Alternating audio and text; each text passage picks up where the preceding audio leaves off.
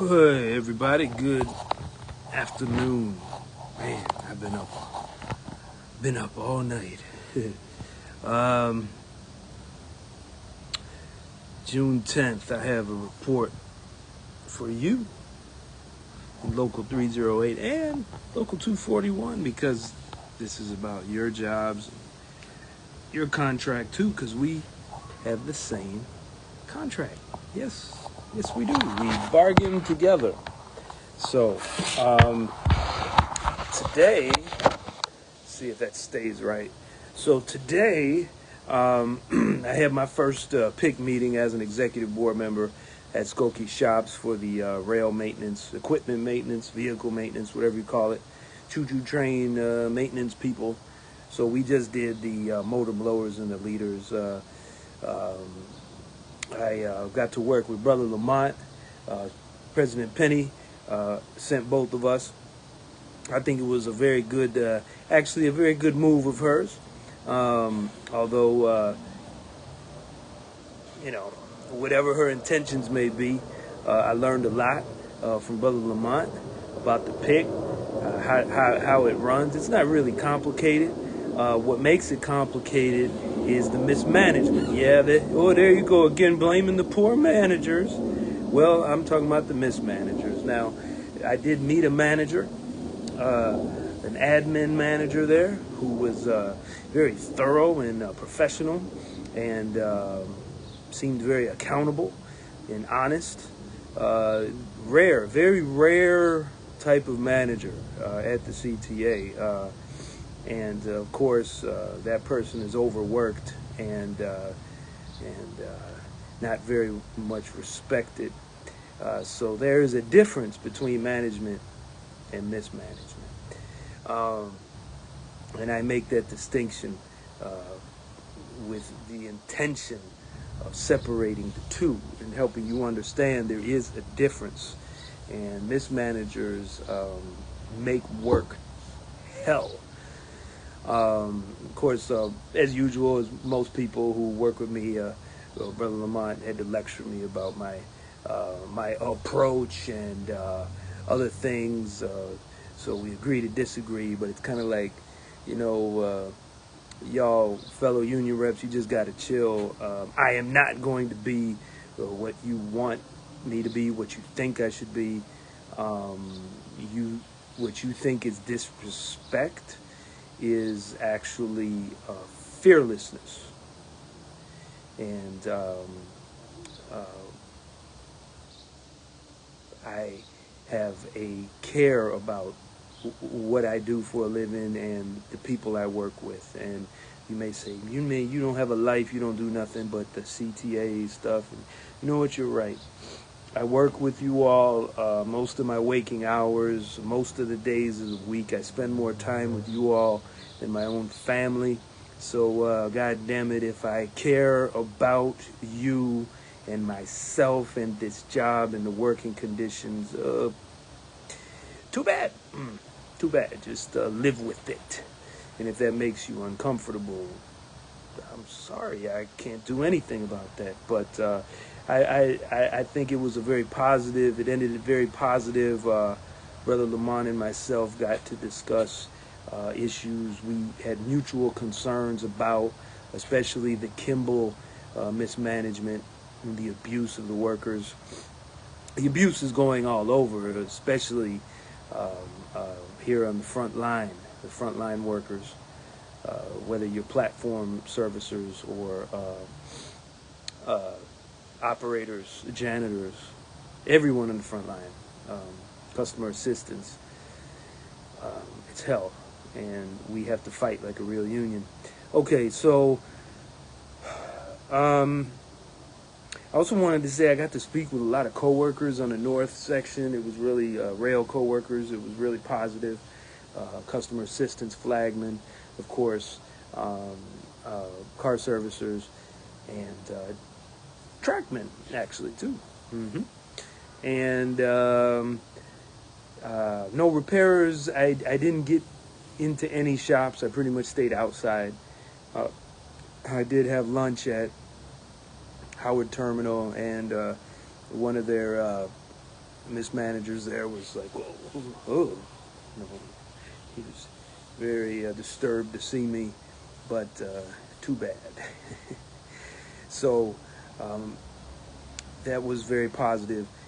And that leads to this raise, okay? And, those who are not a member registered with the virtual union hall, you really need to do it. I mean, even if you don't like me, I'm sharing with you information that I get.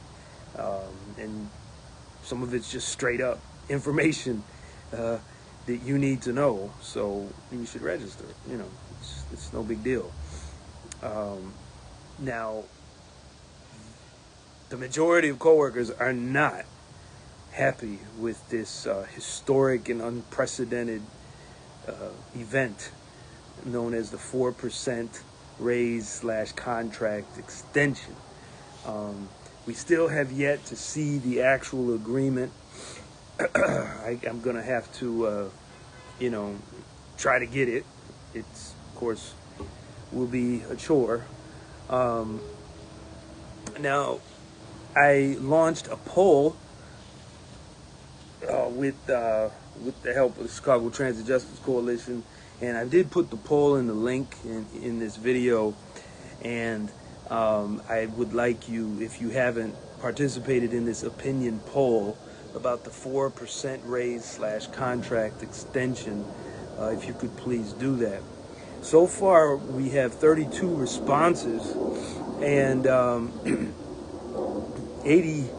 28 are saying no, as far as it being acceptable, and 4 of them say yes. And that kind of looks like what I discovered. It pretty much no one likes it, but I guess I can't ignore the one person that did. But once I talked to them about the reality of it, they didn't like it, so they probably would have went for no. But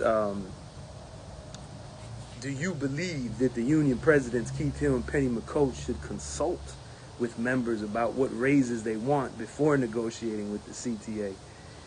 And it's overwhelmingly 100% yes. And you see, that's the problem. That's the problem with Local 308, Local 241, and most business unions. The people we elect or hire or whatever, they go and they make agreements with our employer without consulting us. And sometimes they'll consult us and then they'll just do what they want to do anyways, don't even poll us. Look, 100% saying that they believe that the union presidents should consult with the members about what they want before negotiating. It's key. I mean, Penny, Keith, Mark, all of you, Overstreet, all of you, just all of you, every single one of you, because I know you all want this thing. You all want to get along, and you want to fit in. You don't want to upset Penny and Mark and Keith. But what about the members? What about the people who elect you? They elect you, man. Woman, they're saying that they don't want this raise unless you come to the members, and you got to, when you come to the members, you don't come to them to tell them what to do. You come to them, you let them know what's going on. You say, is this what you want? Do you want something else? What do you want? And then you gotta poll them about it, and it takes an effort. And yes, not everyone's gonna be happy, but our job as union officials is not to please ourselves. It's not to please anybody. It's to help the members to democratically control their union. What part of that don't you understand? Oops. Responses. I just lost the page. Okay. Which union are you in?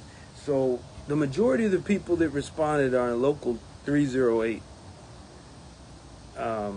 So 21 are who answered are in the rail side, and 11 were in the bus. Please share your thoughts about the raise and the contract extension.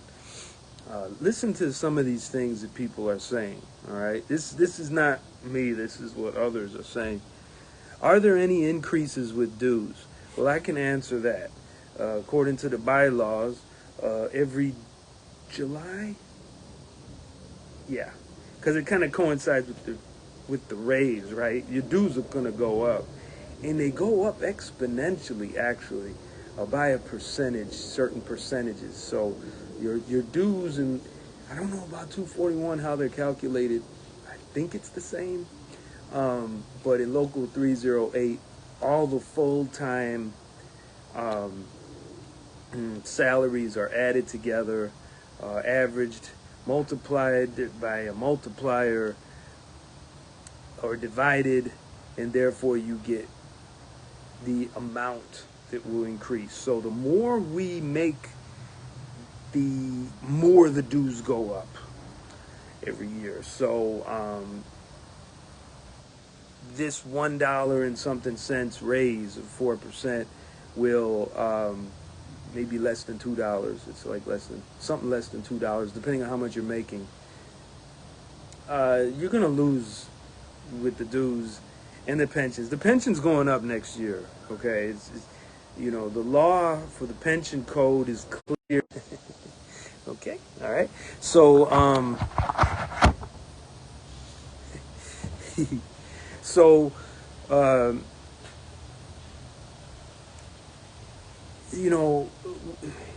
this isn't gonna make a difference. This raise sucks. 14% should be the minimum. It should be a 40% raise, okay? That would be like dollars and dollars. And then we could, afford to live. I mean, those of us that with a lot of children and a mortgage are having to do overtime just to pay the bills.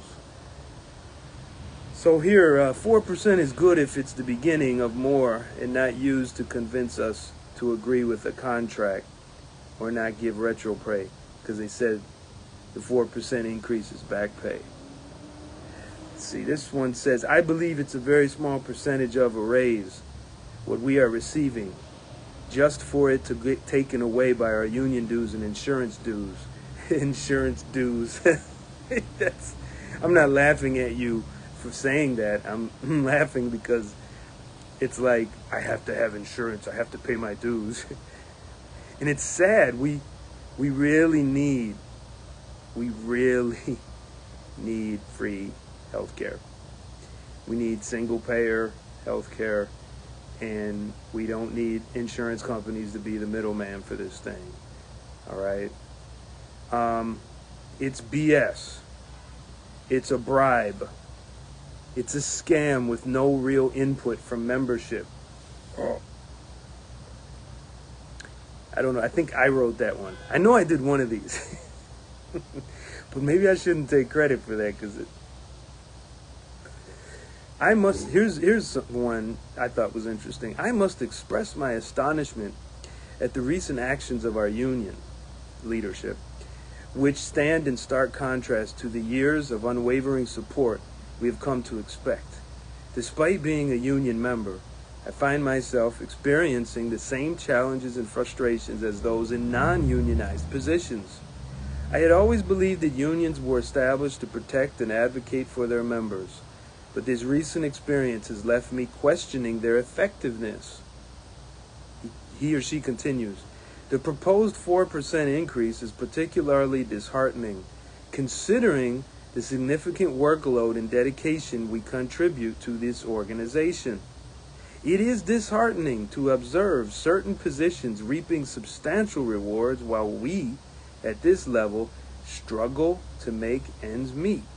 As a member of Local 308, I cannot express pride. I cannot, this person says, express pride in my affiliation when I am unable to adequately provide for my family. Wow. I did not write this, y'all. You say that boogeyman, he probably wrote all that stuff. He's the only one complaining. No. I'm the only one that ain't afraid of you, Penny, and Mark, and Keith Hill, and King Costa, and Dorval, and Donald Bonds, and Governor Pritzker, and I just ain't afraid of none of y'all. But these are workers that are writing this stuff. This person continues, a reasonable raise of 14% would have made a substantial difference, allowing me to provide my family with a modest vacation or alleviate the financial strain of grocery shopping. Regrettably, returning to my previous non-union job is not a viable option, as it offered a better work-life balance and more time for my family.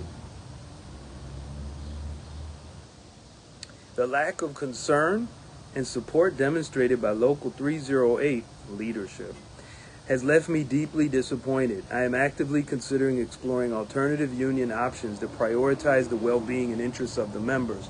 And see, when I tried to explain this in my report to President Penny, and you were there, Ken Franklin, I see you watching, you were there, she cut me off. And I was explaining, look, the members, I'm having trouble convincing them to stay in the union. And she made me stop the report. So that's why I said I ain't even going to read my report anymore in these meetings. I don't even go. I'll go like to sign in and then stay for a little bit. If people want me to be there for something, I'll stay. But, you know, I'm tired of this crap. You know, she won't give me my days to help people. So I'm not giving her a report. Okay? I give my report directly to the members. I can't do it at the meeting because she cuts me off. And it's the same thing. People are saying they hate our union. It's the leadership. But I'm asking you who just wrote this, and those of you that want to opt out and decertify, I hear you. I want to decertify at least 10 times a day. But I have to ask you, and I want you to ask you, let's get a new union tomorrow. A different union. Are you going to hold the leadership accountable? Or are you just going to vote and hope? Hope that they'll do right and keep asking them to do stuff for you that they won't do for you because you won't hold them accountable. You won't motion for action at the meetings. You just want to elect a charismatic speaker to tell you what you want to hear. Well, then we're going to be right back to where we started. I mean, yeah, I'm running for president. No doubt about it. No doubt about it. Because even if I mess up, it'll be better than what we got now. Because at least, I believe that we are supposed to do what real unions do. Not establish good relationships with management. Because that ain't working. It doesn't work, never did work, and it won't work. The only relationship that matters is between me and you, the member. Or whether you pay dues or not. That's how I see it in my department. So, let me, sorry to get off. Okay, another, I lost connection. Hang on. So, okay, here it is. Here it is. Back to where. So the next person says, there is something behind this. There is something behind this. Yeah, there is. Well, put it in the comments. What do you think is behind this? Let's see if I can see comments here. No, I can't for some reason. But what do you think is behind this? Put it in the comments. Tell us. Tell us. Tell us what is behind this. Here's another one. It's another scam, like the last raise. They show money to coworkers to keep us quiet. Yeah, I agree. I don't want Penny. I don't want Penny. I think it's I don't want Penny and all the union board to be in office no more. Wow. I guess that's me too. Yeah, that's really sad. You know, we just elected Penny, right?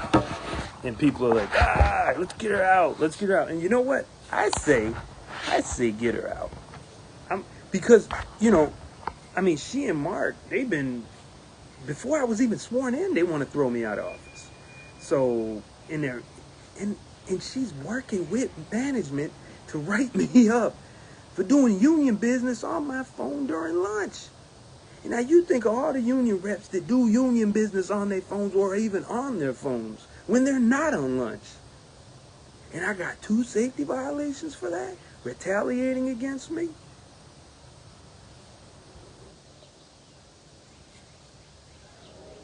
I don't want oh, there was another sentence. I don't want Penny and all the union board to be in office no more. I need a person that will fight for what is right. I need Brother Eric to be president. Thanks. Well, we gonna do this, right? Sorry, Ken Franklin, you had your turn.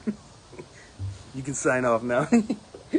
I ain't falling for your strawberry scented BS this time. Anyways, sneaky tactics in our union should be transparent with us, the members. Yes? Yes, it's acceptable. But not starting in July because we get no back pay. I'll take it for the first 6 months. But we need another raise for July. Oh, so you're saying it should be 4+%. So you're saying, oh, give us the 4%. Yeah, we'll take it leading up to July. But after July, what? I would have liked to see that. I would have liked you to say what it should be. See, that's the thing, y'all. You're like, I want a raise. I want a raise. Okay, here's a raise. Here's a percent. You know, see, this is why you got to be careful complaining to Penny and Mark and union people. You say, I can't breathe. I can't breathe. There's no air in the room. And, for example, it's real, doesn't exist, but I'm just trying to simplify it. So they'd say, oh, you can't breathe. So they'll send, we're going to do a class action grievance, or we're going to call the manager. We're going to tell them, you need more oxygen in the room. But they put more oxygen in the room, but there's a fire. So the fire expands. What you needed was a scuba tank and a mask. But you were just, I can't breathe, I can't breathe, I can't breathe. You gotta be specific with these union people, because they are not gonna really come back to you and say, okay, so you have this problem of not breathing. What do you need? What can I do to help? What do you want? And then you say, I need a scuba tank, I need a mask, and I need a snorkel. And then I could be underwater. Oh, okay. Snorkel, tank, mask. You see what I'm getting at? So you don't want to say, I want a raise. You say, I want a 33% raise. I want a 40% raise. You laugh. You say, oh, that'll never happen. But it happened for Dorval Carter. I mean, you do realize that the managers, the non-union workers, even FTT non-union workers get paid leave, paid sick leave. Like immediately when they start accruing it immediately. They start accruing vacation immediately. I'm looking into their stuff and seeing how great they have it. They've got it better than us. They don't have picking rights, but they're trying to take that from us. You notice that? Extra board? You notice that? Leaders in tech, truck shop, car body, probably in track as well. You know, track maintenance as well, janitors. You notice that there's a lot of, we're forced, you got to pick this, you got to pick that, you can't pick this, you can't pick that. You've been here for years. So that's about it. I don't want to be too long. It's already late. But I wanted to thank all of you, though, in Local 308 from the bottom of my heart. Is that here? I don't know what's about here. And I want to thank you for your paying your dues, because your dues pay for me to get 8 hours off of work.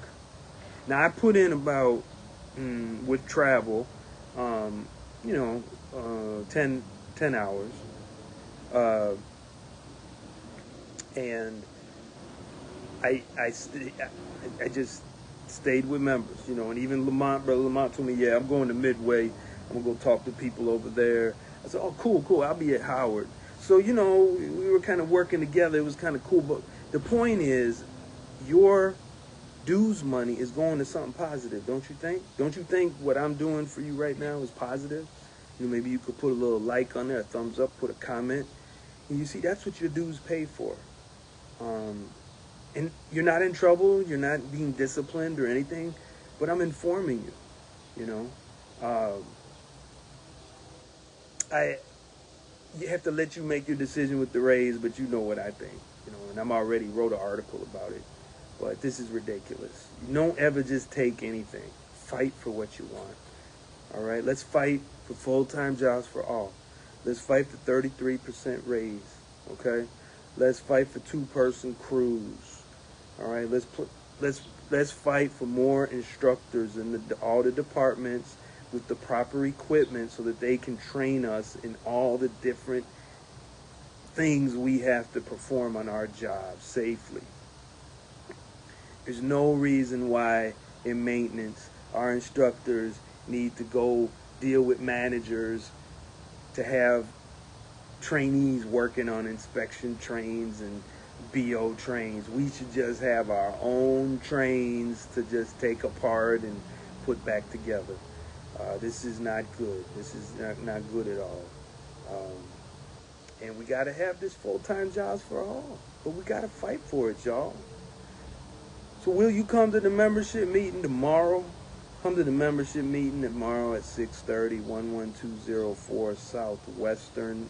I know it's far away, but it'd be nice if you showed up and talk with your coworkers and have a motion for various things.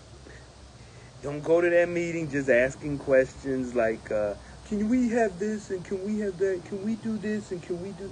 No, what you say is, this is how you do it. You want radios, right? You want the CTA to literally give each person in operations and maintenance, okay, radios. So you say, I motion the local 308 organize collective action in order to enforce article such and such in the collective bargaining agreement. And then there will be discussion. Okay, what kind of collective action you want? Well, we want to just do a local 308 petition. Or we want to do a, whatever. But you got to start, dear members, taking control of your union.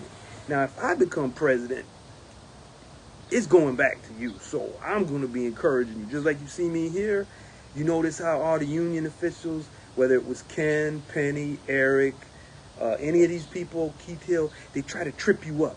They'll say weird stuff and it died of emotion and point of information and da-da-da-da-da. They just do, is that a question or are you making a motion or is that a statement? It's like they confuse people, right?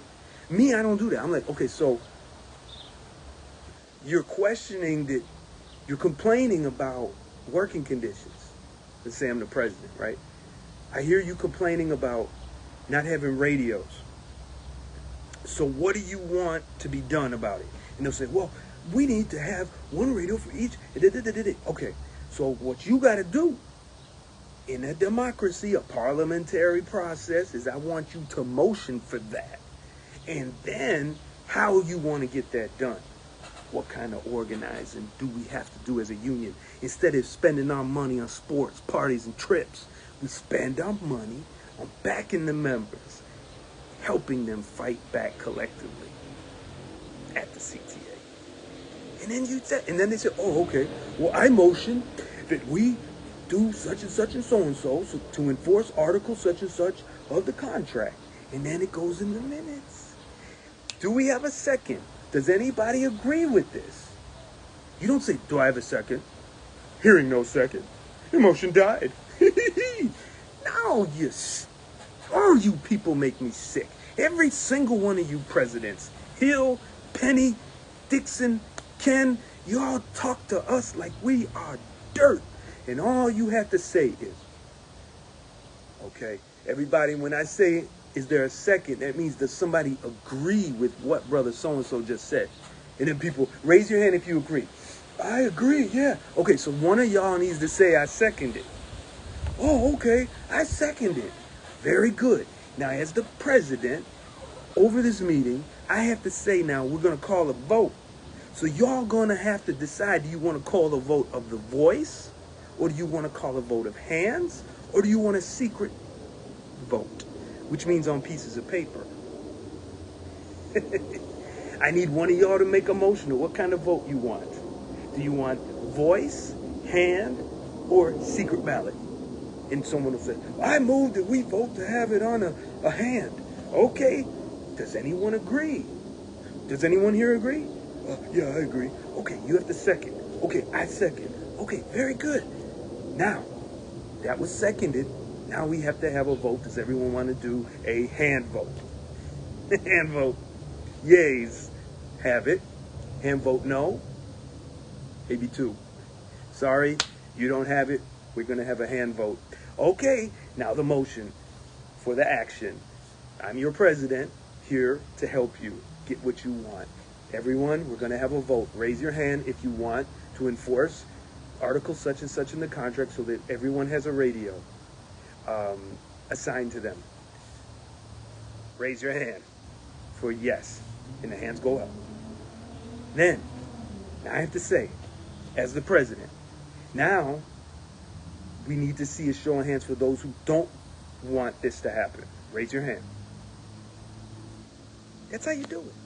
It just astonishes me how our presidents make things so hard for us. They have everything in person when you can have it hybridized, online and in person. They don't want to record nothing. They don't want to take the time to redact personal information. They don't want to engage with us. I want to do that. I do that. Every month I have virtual meetings. So those who are registered, they get notices about it. We're doing classes now where I'm teaching people just like I'm teaching you. We're doing classes on contract, bylaw, constitution, case study, and history. And then we have a quiz. And guess what? The quiz is not on paper. It's online. A contract quiz. Can you believe that? So, go to your membership meeting. But go with a purpose. Don't just go there and sit there to think this is Penny and Mark's meeting, or Keith's and Woodrow's meeting, or Keith and Michelle's meeting, or Keith and Tion's meeting. Local 241, Local 308 members, take control of your union. Local 241, you'll have Sister Nicole. She'll be putting up motions and points of order and information and asking questions. You ought to join forces with her instead of looking at it. Oh, what's she doing? Oh, Keith is going to get mad at her. Ooh. What's wrong with you people? Local 308, you see me asking a question, I'm reading there. They're out of order. I move the discussion and call the cops. Get the managers. Basir's, he's disrupting everything. And you just sit there. You, oh my God, oh my God, oh my God, oh my God. You got to take control of your unit. Okay, I think I said enough. Sorry I'm not seeing any comments show up, so I don't know if you're trying to interact with me. If I'm missing your comments, I apologize. Maybe I'll see them after it uploads. Have a great day. Peace.